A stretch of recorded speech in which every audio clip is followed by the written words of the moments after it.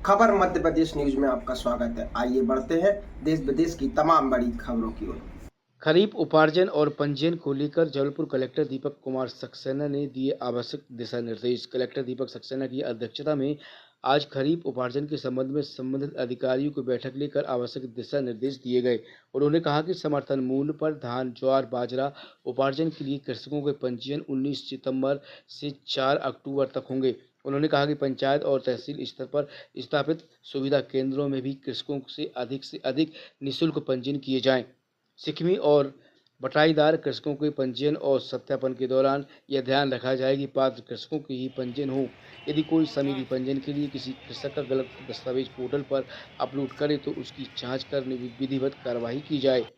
कृषकों के पंजीयन एवं धान उपार्जन के कार्य में पूर्ण पारदर्शिता बरती जाए। धान उपार्जन में गड़बड़ी करने वालों के खिलाफ कठोर कार्रवाई की जाए।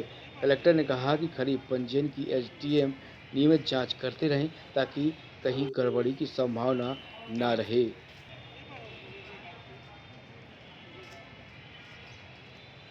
पूरे मध्य प्रदेश में जो एवरेज था वो लगभग 3.5% का था और जबलपुर में बहुत ज़्यादा था। उसकी वजह से जबलपुर में एक बहुत बड़ा घोटाला होते होते रह गया था, जिसको समय से पहले पकड़ लिया गया था। इसके बाद जब रबी के सीजन में गेहूं का उपार्जन हुआ तो गेहूं के उपार्जन में हमने सिकमी काश्तकारों पर विशेष तौर से निगरानी की, मतलब सिकमी बटाईदारों के जो है उस पर खास तौर से निगरानी की। तो विगत वर्ष की तुलना में सिकमी काश्तकारों के जो पंजीयन रबी के समय हुए वो 16,000 के विरुद्ध 3,000 हुए। मतलब उसके पहले साल में 16,000 थे और इस साल जो है वो 3,000 हुए। इसी प्रकार वैसी ही कड़ाई अब इस बार धान में भी करने जा रहे हैं। तो शिकमी काश्तकारों का यदि पंजीयन होना है तो उसके लिए ज़रूरी है कि वो निर्धारित प्रारूप में उनका सिकमीनामा रहे। सिकमीनामा जो निर्धारित प्रारूप में तैयार किया जाता है वो 3 प्रतियों में तैयार होता है। 3 प्रतियाँ तहसीलदार के यहाँ प्रस्तुत करना पड़ती हैं।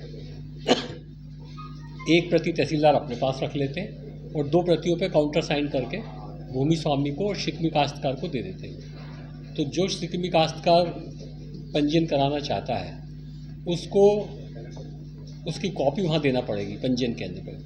जब वो पंजीयन केंद्र पर जब देखा जाएगा कि भाई ये तहसीलदार के द्वारा वेरीफाइड है, तब फिर उसको जो है तब फिर उसका पंजीयन वहाँ पर होगा। तो एक व्यवस्था हमने इस बार ये रखी है इसमें शिकमी काश्तकारों के पंजीयन के बारे में। इसमें भी व्यवस्था ये भी है कि ऐसा नहीं कि आप रातों रात जो है पंजीयन तैयार करके आ जाएँ। 31 अगस्त के पहले जो पंजीयन तैयार है वही मान्य किए जाएंगे।